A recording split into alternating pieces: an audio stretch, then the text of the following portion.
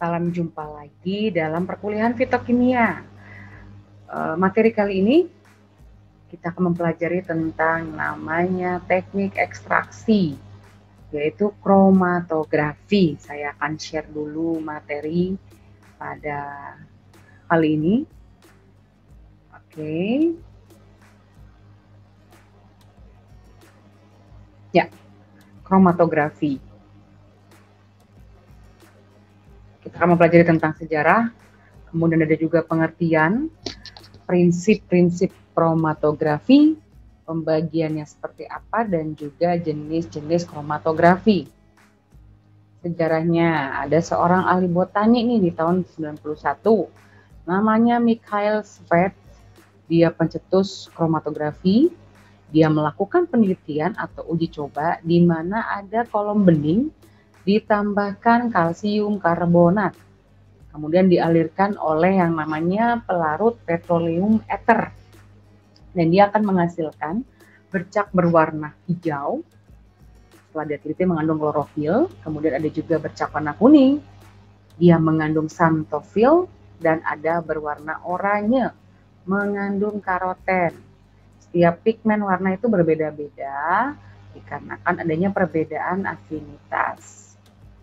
Nah, ini percobaan dari Mikhail tentang kromatografi. Jadi ada ekstrak tumbuhan dalam kromatografi, ditambahkan petroleum ether di atas dan juga kalsium karbonat.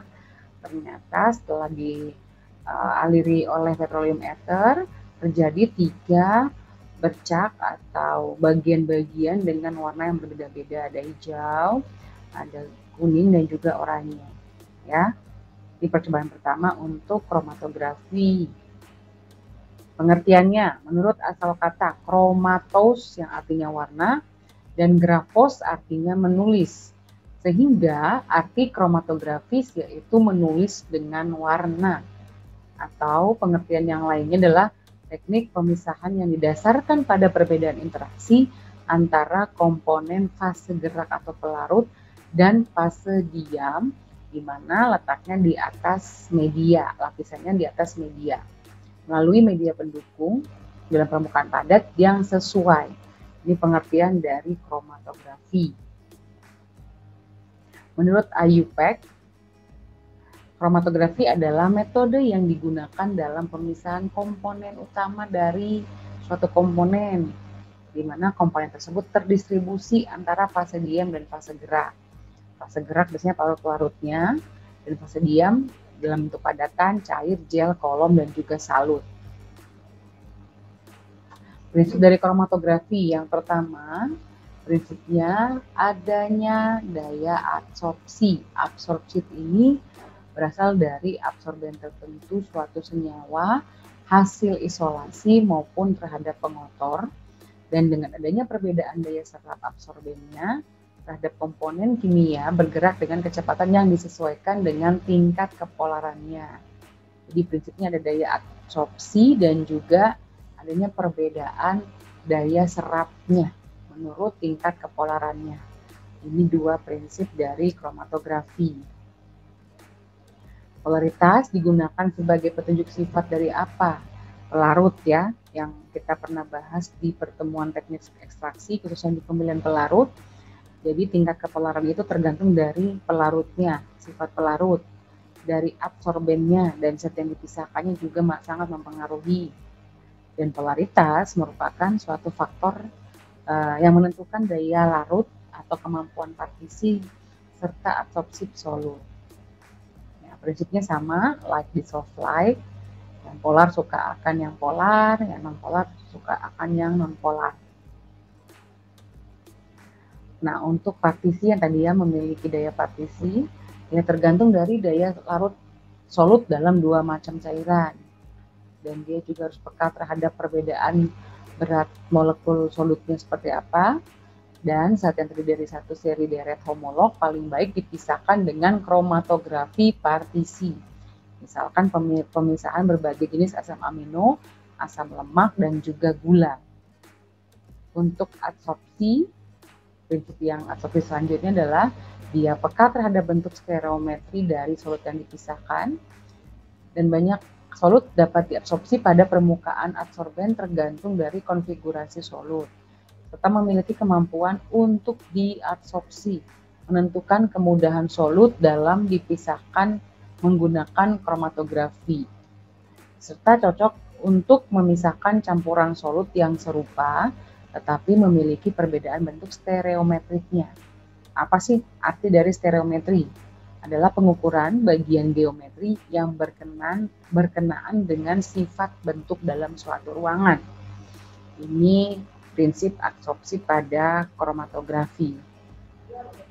Nah, ini polaritas yang selanjutnya mulai dari konstanta dielektrik, dari jenis pelarut yang non-polar sampai pelarut polar, dari petroleum ringan sampai ke air, di mana ada kloroform, ada juga etil eter, etil asetat, aseton, etan, dan juga metanol. Ini beberapa jenis pelarut tergantung dari tingkat kepolaritasannya. Nah, sistem kromatografi tadi ya harus ada fase diam, fase gerak, di mana dua fase tadi tidak tercampur dan selalu dalam satu sistem yang bercampur. Ini sistem dari kromatografi. Di contoh hasil dari kromatografi terdapat berwarna-warni sesuai dengan RF masing-masing dari setiap senyawa yang terkandung atau yang dinamakan senyawa penandanya. Ya, ini juga contohnya beberapa contoh kromatografi yang sudah sering kita lihat dan kita lakukan di lab. Ini pembagiannya ya berdasarkan teknik pengerjaan.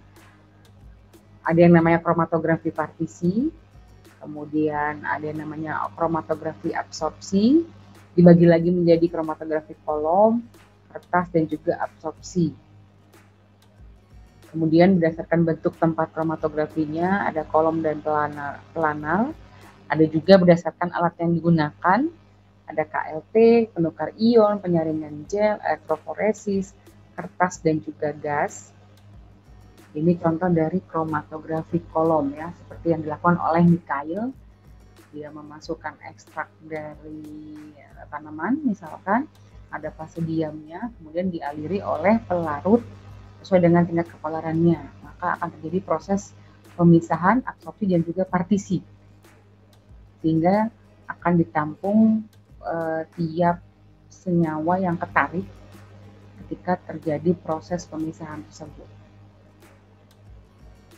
Ini kromatografi kertas. Kalian bisa lihat prinsipnya hampir sama dengan kromatografi lapis tipis tapi menggunakan media kertas. Ya, ini kromatografi lapis tipis yang kalian sudah pernah lakukan. Ya, ini contohnya. Ini kromatografi penukar ion, tidak kita lakukan di lab karena kita tidak memiliki alat tersebut. Seperti ini untuk kromatografi penukar ion.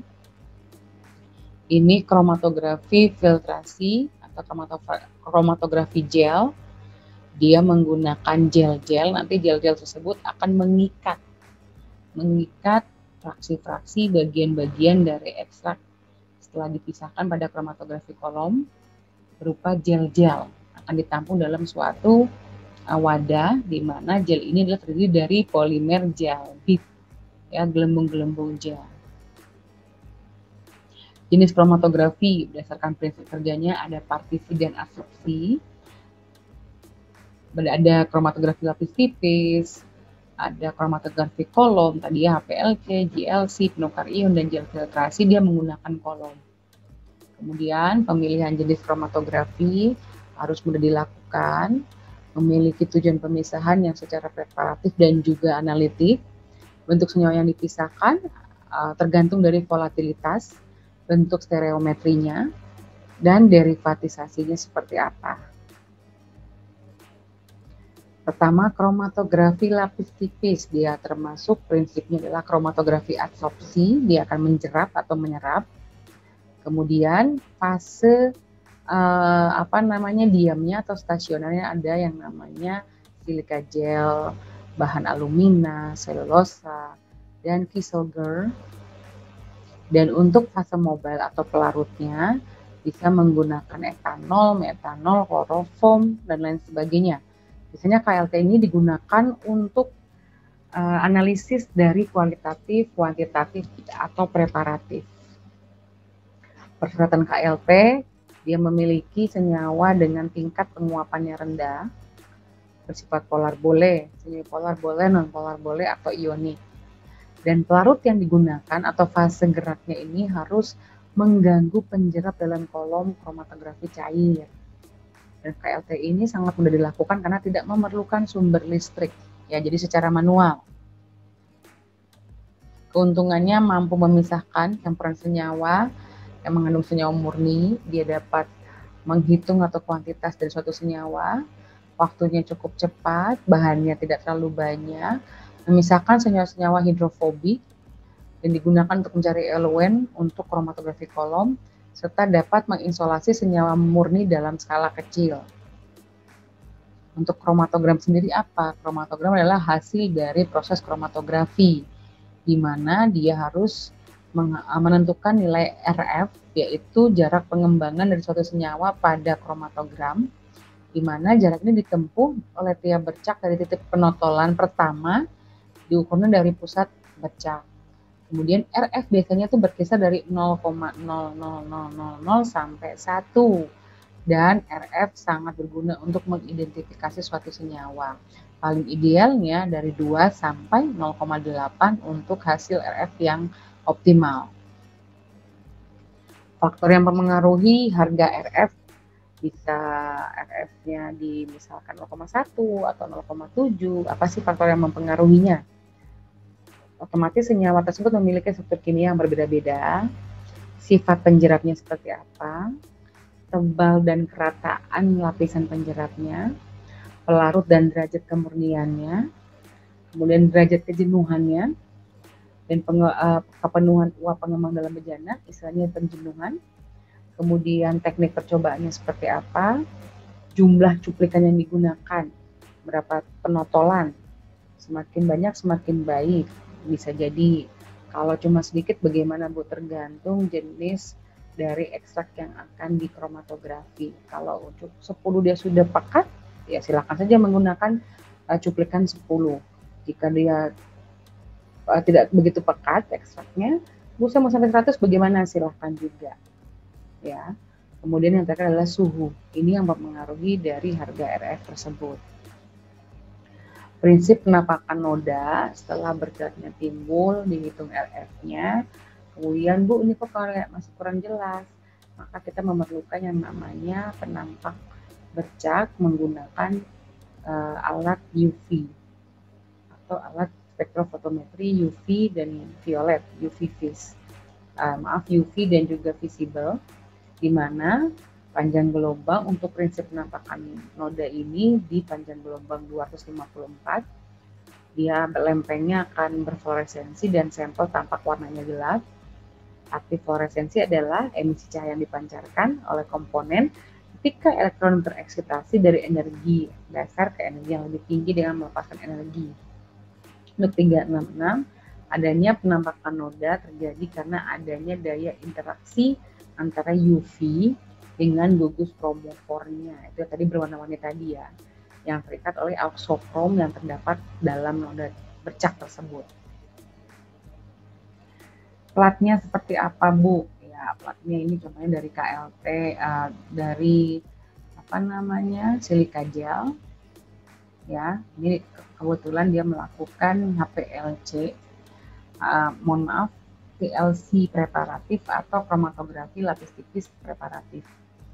Setelah dia lakukan kromatografi, ditemukan ada kurang lebih 7 bercak yang timbul dengan berbagai macam warna. Setelah setelah dicari, itu penampak bercak dari senyawa apa saja, ternyata dari ada neosantin, violasantin, lutein, klorofil A, B, feoftin, dan juga karoten. Ya, karoten mungkin agak jauh RF-nya, mendekati RF1. Pengembangannya bagaimana Bu? Nah, ini contohnya ya pengembangannya. Dia dimasukkan ke dalam chamber KLT, dia silika gelnya diberdirikan, disandarkan di chamber tersebut, dia mengandung pelarut petroleum ether dan juga aseton 9:1 yang telah dijenuhkan beberapa waktu. Ini untuk proses pengembangan dari KLP tersebut. Nah, ini untuk penapak bercaknya nih. Ya, setelah muncul penapak bercak, menggunakan UV light, oh ternyata timbul nih Bu. Kemudian disemprot lagi nih, karena mungkin senyawanya mengandung lemak-lemakan. Disemprot lagi menggunakan H2SO4 dalam etanol, sehingga warnanya sangat tampak jelas, menimbulkan beberapa bercak di plat KLP-nya. Ya, setelah dihitung ada nilai yang muncul 0,24, 0,989, 0,88 sampai 0,92. Nilai RF dapat dilihat dari Pharmacopoeia Herbal Indonesia sebagai standar dari nilai RF dalam kromatografi, ya. Ini secara visualisasi. Kemudian mengidentifikasinya bisa juga menggunakan gas standar atau TCD detection, ya.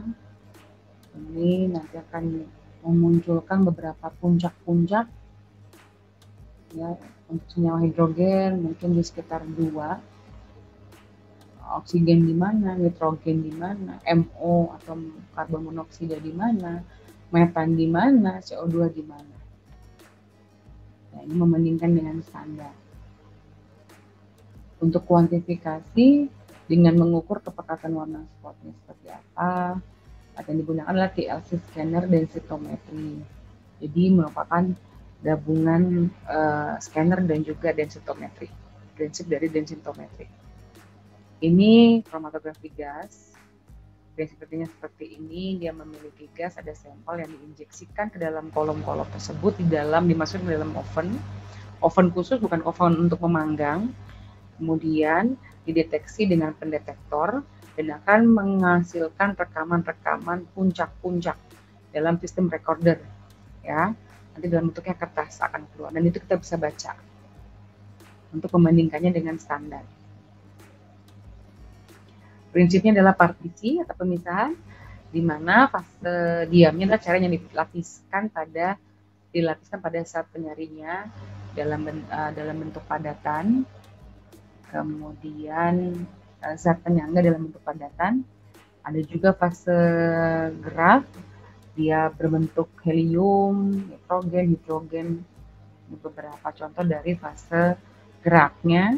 Dan kelebihan kromatografi gas adalah waktunya singkat, ketajamannya lebih tinggi, efisiensi pemisahan yang lebih tinggi juga.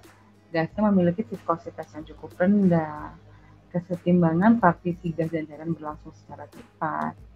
Tapi dia juga memiliki kekurangan. Yang pertama adalah hanya terbatas untuk zat-zat yang mudah menguap. Tidak bisa untuk jumlah besar. Ya, jadi hanya jumlah sedikit saja untuk kromatografi gas. Komponen gizi apa saja? Ada tabung gas, pengatur aliran gas, ada oven dan kolom, ada detektor, ada recorder dan juga perekam. Ini ya salah satu contoh yang ada di lab. Namanya kromatografi gas. Bentuknya seperti tabung, seperti oven. Makanya dikatakan oven, nanti ada sampel yang akan diinjeksikan ke dalam oven tersebut melewati kolom-kolom, kemudian dideteksi tadi dan akan dikeluarkan dalam bentuk rekaman-rekaman dalam recorder system.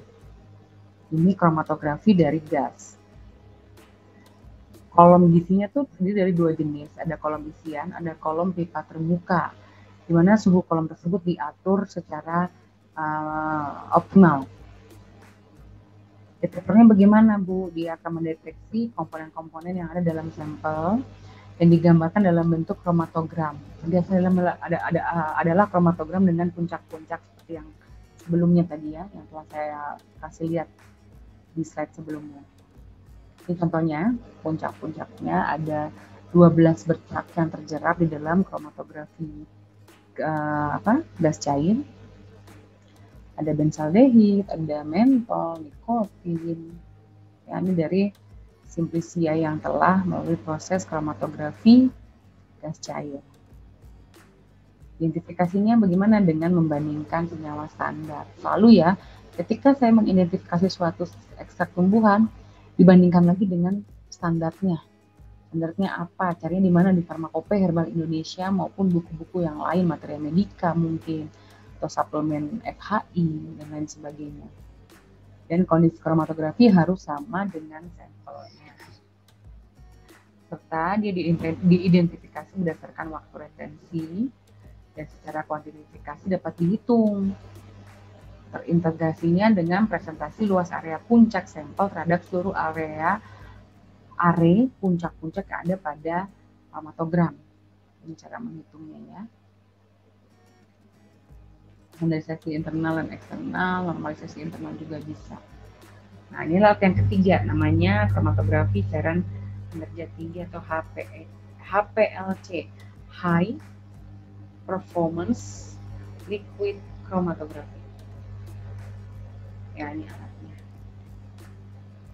Dia prinsipnya adalah partisi cairan-cairan, fase diamira cairan yang dilapiskan pada zat padat penyangga, dan fase pelarutnya adalah cairan-cairan tersebut.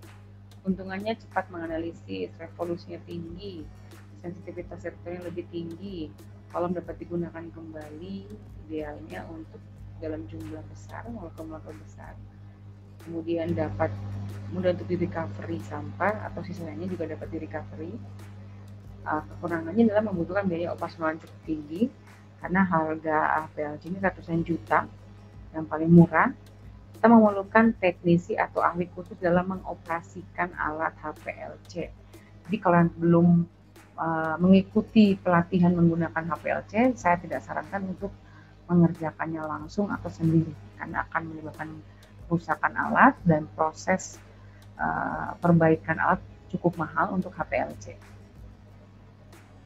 Di sana alatnya ada pompanya, jadi pelarutnya dipompa ke dalam sampel injeksi melalui kolom-kolom dan dideteksi, kemudian direkam ya bersama dengan detektor gas, kromatografi gas tapi tidak menggunakan gas seperti itu. Ini kolom-kolom HPLC-nya beberapa contoh. Ya, ini contoh dari kromatogram HPLC. Tetap ada puncak-puncak dengan bercak-bercak yang timbul. Ada 5 puncak yang bisa kalian lihat. Ini merupakan hasil isolasi dari cabai sepertinya, karena dia mengandung capsaicin ya. Nah, identifikasinya bagaimana Bu untuk HPLC dan kuantifikasinya? Identifikasi masih sama, dia membandingkan waktu retensi sampel dengan standarnya. Kemudian HPLC sampel harus sama dengan standar dan dikuantifikasi seperti GC yang materinya. Untuk kromatografi, kalau masih kurang jelas bisa diputar lagi video saya atau mencari lagi bahan-bahan materi yang ada di internet. Tetap sehat, tetap jaga semangat. Habis ini kita akan zoom untuk tanya jawab. Setelah itu baru mengerjakan soal. Terima kasih. Tuhan berkati.